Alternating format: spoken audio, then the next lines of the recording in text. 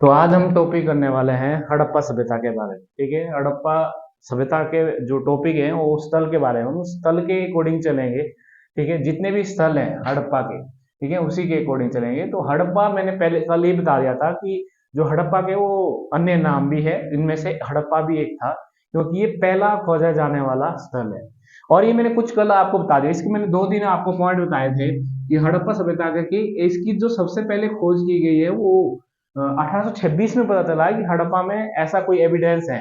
फिर 1853 में दो भाई आते हैं 1853 और 1856 के बीच में, जिसको विलियम बंटन और एलेक्जेंडर कनिंघम भी आता है, वो खुदाई करना शुरू कर देता है। ये मैंने कल आपको बताया था हड़प्पा सभ्यता के इसमें। ठीक है, तो आज हम करने वाले हैं हड़प्पा सभ्यता के बारे में। ठीक है, हड़प्पा एक जगह है पाकिस्तान में, ठीक है, जो में हम आज डिटेल में पढ़ने वाले हैं।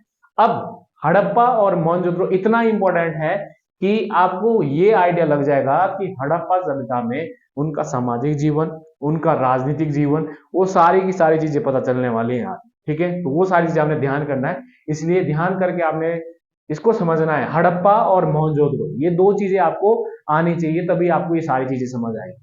तो आज हम उस चीज के बारे में पढ़ने वाले हैं। इसकी खोज जो आपने नॉर्मल पता होगा आपको आज तक कि इसकी खोज कब की गई है, ठीक है, वो सारी चीजें आपको पता चलेगी कि कब कब इसकी खोज की गई है। ठीक है, तो इसकी जो खोज की गई है वो 1921 में की गई है। ठीक है, 1921 में इसकी खोज की गई है। और जैसे मैंने बताया कि ये अवशेष पहले मिले, बट खोज पता ऑफिशियल रूप से पता कब चला है, 1921 में पता चला है कि ये हड़प्पा सभ्यता ही थी। ठीक है, इसीलिए आपको इस चीज के बारे में अच्छी तरह से पता होना चाहिए। अब इसको खोज करने वाला कौन है?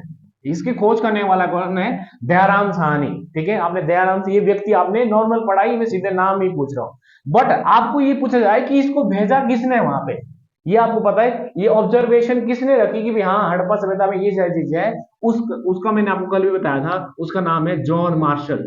ठीक है, ये मैंने आपको पहले बताया था, इसने बाद में अपनी किताबों में भी लिखा है कि ऐसी ऐसी सभ्यता हमें मिल गई है और ये व्यक्ति हैं जिन्होंने खोज कर ली है।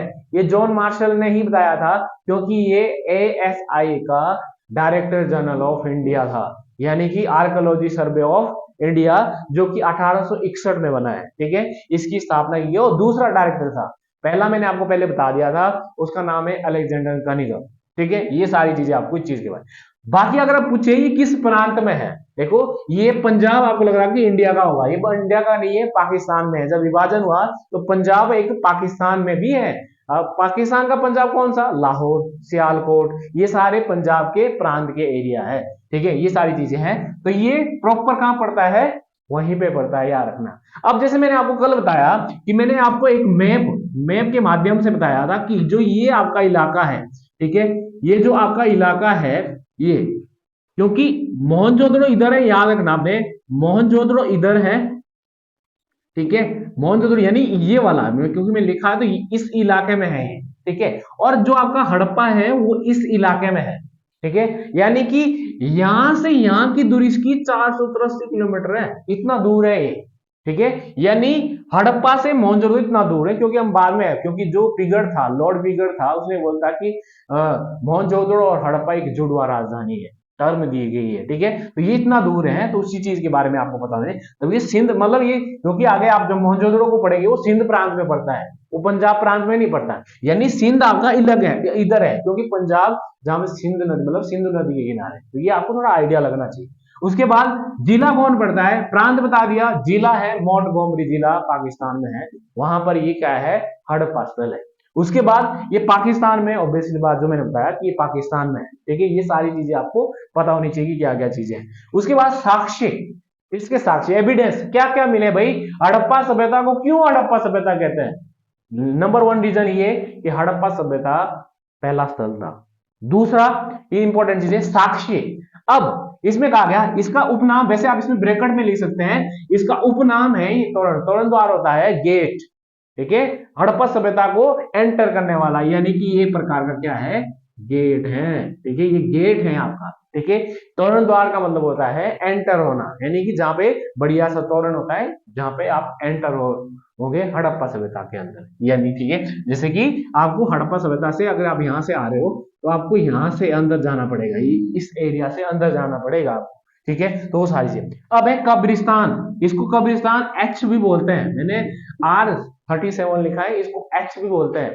ठीक है, तो ये कब्रिस्तान मतलब यहाँ पे एकमात्र कब्रिस्तान मिला है और जो कब्रिस्तान नहीं मिला है, सबसे बड़ा कब्रिस्तान यहाँ। इसका मतलब है यहाँ के लोग दफनाने की प्रणाली भी जानते थे। मैं 5000 साल पहले की बात कर रहा हूँ।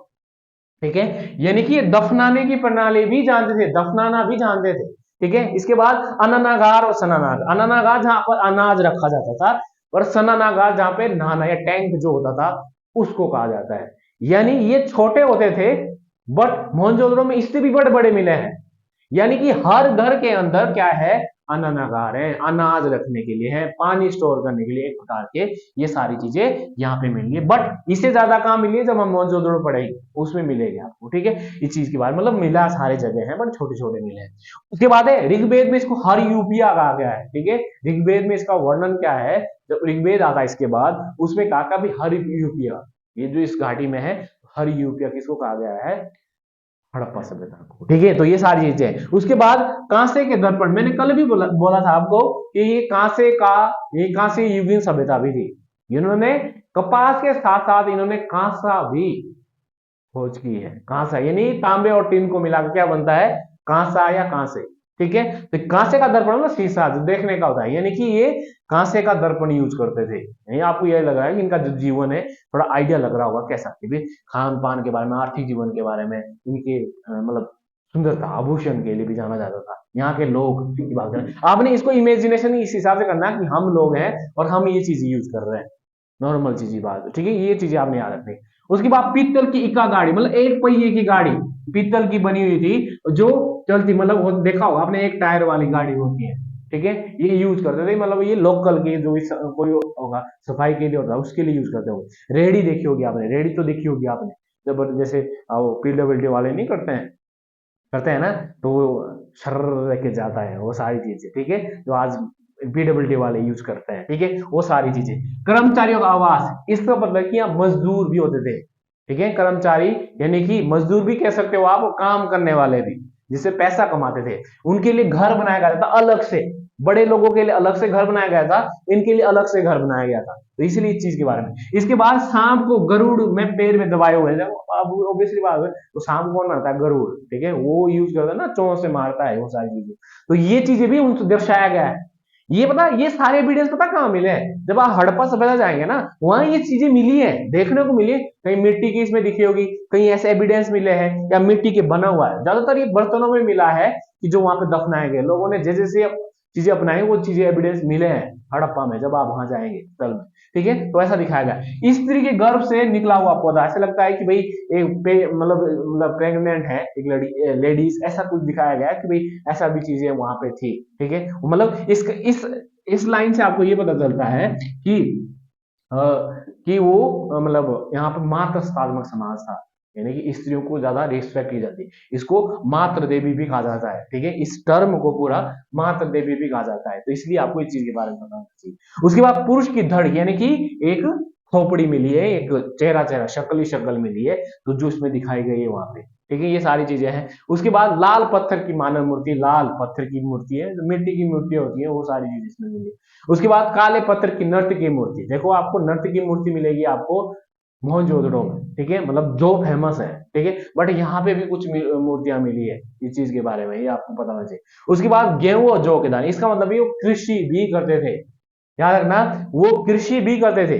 ठीक है, यानी कृषि भी करते थे, गेहूं की फसल करते थे वो। ठीक है, वो जौ की फसल करते थे। ठीक है, ये सारी चीजें मतलब गेहूं और जौ को जानते थे।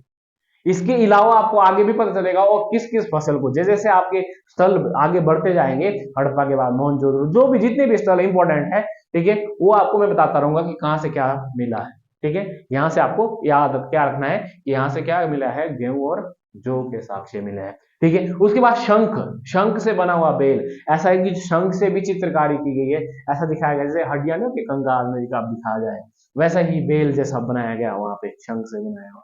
ठीक है, ये सारी चीजें हैं। उसके बाद मनुष्य के साथ बकरे का चित्रण है, यानी कि जो ऐसा भी कि ये भेड़ बकरियां पालते थे, है ना, ये मतलब पालने जैसे हम आज कर रहे हैं, आपको लग रहा होगा इनके जीवन से जैसे हम आज के यूज करते हैं समाज में, वो सारी चीजें। उसके बाद लकड़ी का ताबूत, ताबूत मतलब कब्र।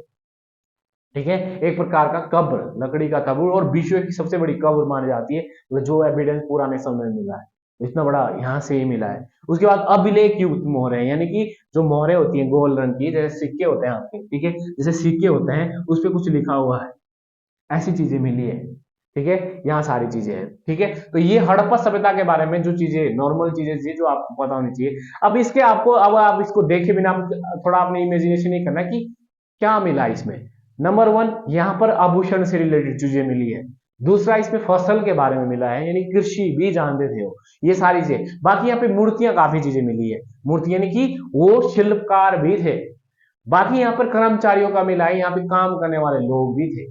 ठीक है, ये सारी चीज इसमें मिली है, ये सारी आपको इसके बारे में। बाकी इसमें अनानागार, अनाज रखने के लिए, यानी ऑब्वियसली बात, जो गेहूं और जो, तो इसका मतलब कि इकट्ठा भी कहीं रखते होंगे वो। ठीक है, तो ये सारी चीजें हैं, जैसे जो मैं आपको बताया, यहाँ बेल, पशुपालन यहाँ मिले हैं, कृषि यहाँ पे मिले हैं। तो ठीक है, तो आपको थोड़ा हड़प्पा सभ्यता से थोड़ा आइडिया लग गया होगा।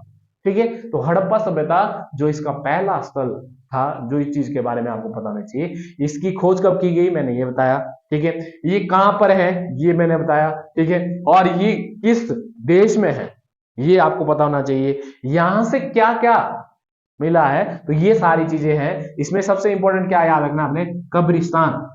ठीक है, कब्रिस्तान इसमें याद रखना है, जो आपके लिए बहुत इंपॉर्टेंट है। ठीक है, तो ये इसमें आपने गेहूं और चावल याद रखना है, ये बहुत इंपॉर्टेंट है। ठीक है, ये आपने जो एग्जाम के पॉइंट ऑफ व्यू याद रखना है। कर्मचारियों का आवास इसमें इंपॉर्टेंट है, आपने याद रखना है। ठीक है, जो आपकी ये सारी चीजें, स्त्री के गर्भ से निकला हुआ पौधा, वो सारी चीजें याद रखना है। ये बहुत, और सबसे इंपॉर्टेंट आपके लास्ट के दो, ये भी आपके लिए बहुत इंपॉर्टेंट है। ठीक है, ये आपने याद रखने हैं, जो आपके लिए एग्जाम के लिए। आज के लिए इतना ही। ठीक है, ये वाला टॉपिक आपको अच्छी तरह से पता होना चाहिए कि क्या क्या चीजें हैं, ये सारी चीजें हैं जो आपने याद रखनी है। ठीक है, ये बहुत इंपॉर्टेंट है, जो